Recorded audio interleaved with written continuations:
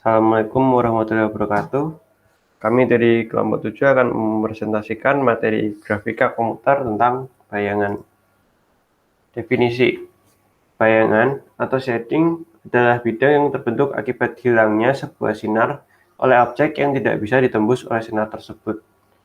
Bayangan adalah proses penentuan warna dari semua piksel yang menutupi permukaan menggunakan model iluminasi. Model iluminasi ini digunakan untuk mengevaluasi intensitas cahaya dan warna. Unsur bayangan. Unsur yang mempengaruhi bayangan adalah yang pertama ada normal vektor. Normal vektor adalah vektor yang arahnya tegak lurus pada permukaan. Tegak lurus siku-siku. Normal vektor dapat diperoleh dari perkalian silang atau cross product dari dua vektor yang berada pada permukaan. Besar dari normal vektor tergantung pada hasil perkaliannya. Unsur bayangan yang kedua ada unit vektor. Unit vektor adalah vektor yang besarnya satu satuan dan arahnya tergantung dari arah vektor asalnya.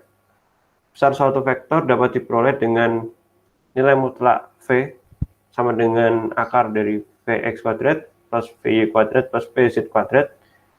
Dan agar vektor V menjadi unit vektor, maka semua koefisien Vx, Vy, Vz dibagi dengan nilai mutlak V. Unsur bayangan yang ketiga ada optical vector, sebuah konsep mengenai pencahayaan yang jatuh pada sebuah benda. Ini kita tahu pada fisika atau biologi. Metode bayangan. Satu, direct line, flat shading. Metode bayangan yang paling sederhana adalah flat shading. Metode ini hanya sekali menghitung intensitas untuk tiap-tiap poligon pada objek. Hasil yang didapatkan tentu saja tidak memuaskan. Batas-batas antar poligon terlihat jelas sehingga objek akan kelihatan terkotak-kotak. Flat shading adalah metode yang mudah dan cepat untuk membuat bayangan dengan permukaan poligon. Pada metode ini, sebuah intensitas tunggal dihitung untuk masing-masing intensitas tunggal poligon. Semua titik pada permukaan poligon dipaparkan dengan nilai intensitas yang sama. Pemberian flat shading mengasumsikan bahwa setiap muka poligon dari objek adalah rata, dan semua titik pada permukaan mempunyai jarak yang sama. Permukaan mempunyai jarak yang sama dengan sumber cahayanya. Flat shading mempunyai karakteristik sebagai berikut. Yang pertama ada pemberian tone yang sama untuk setiap poligon, penghitungan jumlah cahaya mulai dari titik tunggal pada permukaan, penggunaan satu normal untuk seluruh penggunaan permukaan. Baik, berikutnya akan dijelaskan oleh teman saya, Mas Dionysius Jirmandi. Ya, terima kasih buat sebelumnya. Selanjutnya, flat shading. Langkah-langkah yang dilakukan untuk mengarsir poligon adalah sebagai berikut. Yang pertama, mencari vektor normal. Yang kedua, mengambil sembarang titik yang terletak tepat pada poligon-poligon tersebut. Misalnya titik tengah poligon sebagai titik acuan tengah poligon, sebagai titik acuan. Yang ketiga, menghitung intensitas pencahayaan dari poligon tersebut. Yang keempat, kemudian seluruh poligon tersebut diarsir dengan intensitas yang telah dihitung. Ini contoh dari gambar flat shading. Secara umum, flat shading dapat menghasilkan bayangan yang akurat dengan ketentuan sebagai berikut. Objek berbentuk polihendra, yaitu jaring yang mempunyai ruang terhingga dan tertutup. Semua sumber cahaya jauh dari permukaan objek. Posisi penglihatan yang cukup jauh dari permukaan. Gouraud shading, sebuah teknik yang dikembangkan oleh Henry Gouraud pada awal tahun 1970. Teknik Henry Gouraud pada awal tahun 1970, teknik ini menampilkan kesan gelap terang dari sebuah permukaan objek. Dengan sebuah permukaan objek memperhitungkan warna dan penyinaran dari tiap sudut segitiga. Untuk mendapatkan hasil yang lebih halus, saat mengarsir poligon digunakan metode Gouraud shading. Perbedaan antara Gouraud shading dengan flat shading adalah pada Gouraud shading, intensitas tiap poligon dihitung pada titik-titik sudut yang membentuk poligon tersebut. Ground shading merupakan metode rendering sederhana jika dibandingkan dengan Pong sederhana dan jika dibandingkan dengan Pong shading. Metode ini digunakan dalam grafik komputer untuk mensimulasikan efek cahaya yang berbeda dan warna di permukaan benda berbeda. Selanjutnya akan dijelaskan oleh rekan saya yaitu Aditya. Baik, untuk selanjutnya ada ground shading. Metode ini merender sebuah permukaan poligon dengan interpolasi linear poligon, yaitu nilai intensitas yang mengenai setiap permukaan berbeda. Warna yang dipantulkan dihitung tiap vertex atau garis, kemudian secara halus diinterpolasikan. Ini adalah contoh dari ground shading. Untuk selanjutnya, setelah semua intensitas pada tiap titik sudut poligon tersebut telah diketahui, dilakukan kalkulasi intensitas untuk tiap titik yang dibatasi oleh poligon tersebut dengan cara menginterpolasi atau dengan mencari nilai antara intensitas pada sudut penyusun poligon tersebut. Karena pengarsiran dilakukan dengan cara horizontal terlebih dahulu, lalu setelah itu baru vertikal. Maka untuk mengarsir suatu titik pada suatu poligon yang diketahui, intensitas sudut-sudut penyusunnya. Intensitas pada titik-titik perpotongan antara garis horizontal proses pengarsiran atau biasa disebut scanline dengan poligon tersebut harus diketahui terlebih dahulu.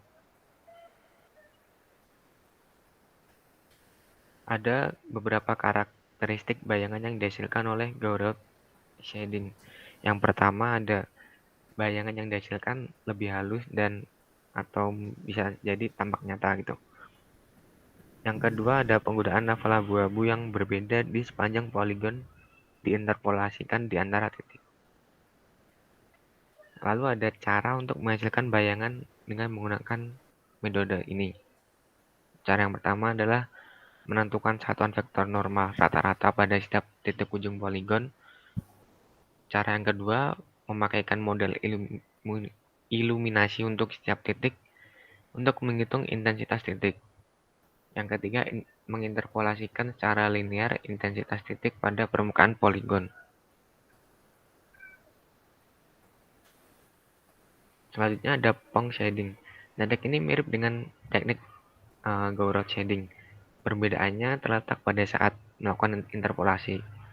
Pada teknik ground shading, yang diinterpolasi adalah intensitas pada titik-titik sudut penyusun poligon yang sebelumnya telah dihitung dahulu. Sedangkan pada teknik ini yang diinterpolasi adalah mendapatkan vektor normal pada titik poligon untuk mendapatkan vektor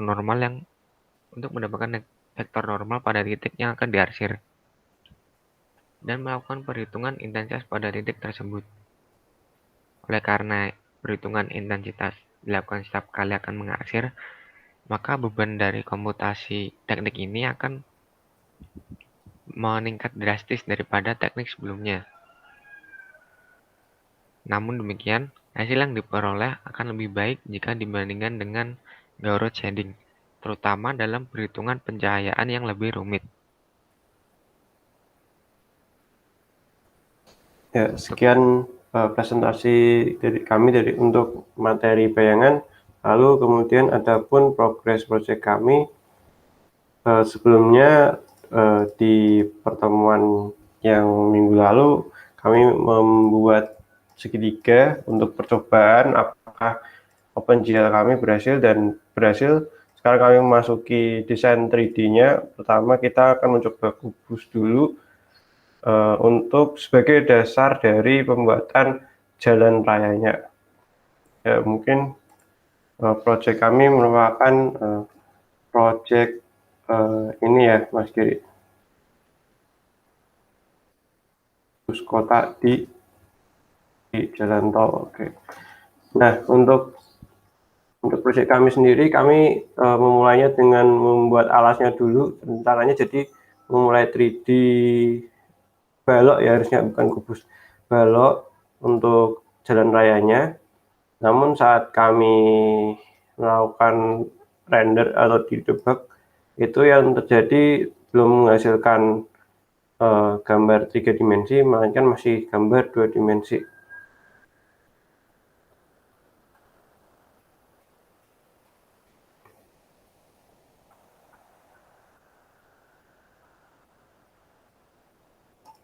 Nah, baik, ini hasil dari project Grafika Bus kami. Nah, karena masih ada yang error, maka kami akan mendebugnya sekali lagi, mendebug lagi apa yang menjadi kesalahan kami. Berikut adalah progres dari project kami. Ya, mungkin sekian dulu video presentasi dan progres project dari kami. Apabila ada kesalahan, mohon dimaafkan. Terima kasih. Wassalamualaikum warahmatullahi wabarakatuh.